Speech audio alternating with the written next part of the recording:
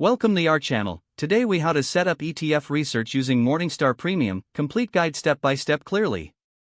To set up ETF research using Morningstar Premium, start by navigating to the Morningstar website.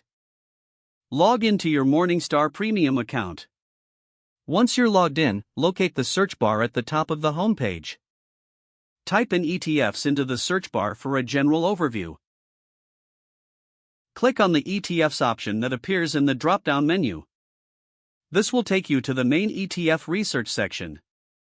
From here, you can view a list of available ETFs curated by Morningstar. To narrow down your options, use the filters on the left side of the screen. You can filter by categories such as asset class, region, and Morningstar ratings.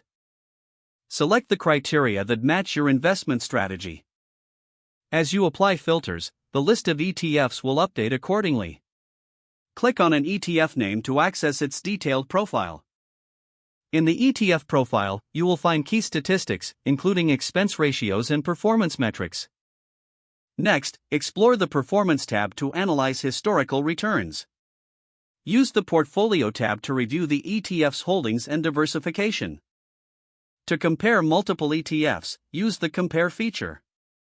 Select the ETFs you want to compare and click on the Compare button.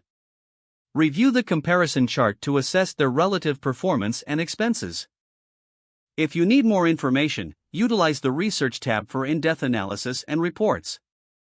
You can also check the News section for recent developments impacting the ETFs. After gathering enough information, save your favorite ETFs to your portfolio for easy access later. To do this, click on the Add to My Portfolio button on the ETF profile page. Finally, review your saved ETFs regularly to stay updated on changes in performance and market conditions. By following these steps, you'll be well equipped to conduct thorough ETF research using Morningstar Premium. If the page does not load, refresh the browser or try again in a private or incognito window. Make sure you are using the correct email address, then retype it carefully to avoid small typos. If your password is not accepted, use the reset option and create a new strong password you can remember. Check your spam folder for verification or security emails, then complete any requested confirmation steps. Don't forget to like this video and subscribe to our channel for more step-by-step tech guides.